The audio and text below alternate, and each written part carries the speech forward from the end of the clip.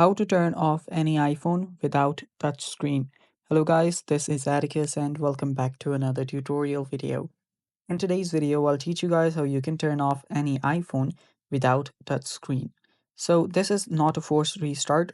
So if you guys didn't know, you can force restart without using any of your touchscreen. So for that, you normally just press and release the up button, press and release the volume down button, and long press the side button until the Apple logo appears. Now that is for your forced restart.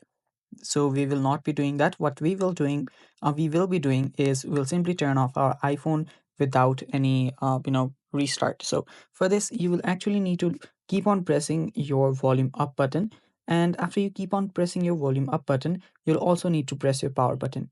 Doing that, keep on pressing it until the black screen appears, and after the black screen appears, your iPhone is now turned off.